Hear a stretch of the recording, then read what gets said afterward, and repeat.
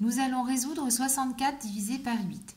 Alors, j'ai posé la division, j'ai tracé la potence, j'ai écrit le grand nombre, celui qui va être partagé à gauche, on l'appelle le dividende, et le petit, celui qui va nous aider à partager le grand nombre à droite, on l'appelle le diviseur. Donc là, tu vas travailler dans ta table de 8. La première question que tu dois te poser, maintenant que nous avons vu que l'on pouvait faire des divisions avec des grands nombres, c'est est-ce que je peux avoir le résultat directement dans ma table ou est-ce qu'il va falloir que je mette des petits parachutes et que je fasse différentes étapes avant de trouver la réponse. Alors, je vais t'aider à savoir comment faire. Là, le grand nombre à partager, c'est 64 et tu es dans ta table de 8. Alors déjà, pose-toi la question, est-ce que tu peux avoir directement la réponse dans la table ou pas? Alors maintenant que tu as réfléchi, je vais t'aider à voir que tu peux, là dans ce cas, avoir la réponse directement dans les tables. Pourquoi? Parce que si tu regardes ta table de 8, tu vois que ta table de 8, elle va jusqu'à 80. Et 64, c'est plus petit que 80. Donc, tu vas avoir le résultat directement. Tu ne vas pas être obligé de faire des étapes.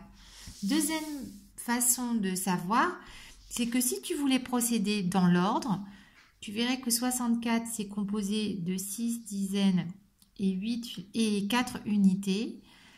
Tu vas vouloir d'abord partager les dizaines par 8. Tu ne peux pas partager 6 en 8 puisque c'est trop petit. Pour pouvoir partager, il faut que le nombre soit supérieur à 8 ou égal à 8, supérieur ou égal au diviseur. Là, 6, c'est plus petit. Donc, tu ne peux pas faire 6 divisé par 8. Donc, du coup, tu vas prendre directement le nombre, 64, et tu vas le diviser par 8. Tu vas donc directement trouver le résultat dans ta table. Alors, la table de 8, je regarde ce qui fait 64 ou juste en dessous. Et je trouve qu'il y a un résultat qui tombe 8, c'est 8 fois 8 égale 64. J'écris là mon 8. Si tu veux, tu peux écrire le petit sigle fois pour savoir que le 8 doit être écrit ici, c'est ton quotient. 8 fois 8 égale 64. Tu écris ton résultat sous le dividende pour voir s'il y a un reste. Tu fais ensuite une soustraction, 64 moins 64 reste 0, c'est donc une division qui tombe juste. Tu peux écrire que 64 divisé par 8 égale 8. Ça n'est pas la peine d'écrire reste 0. Dans l'autre sens, 64 égale 8 fois 8.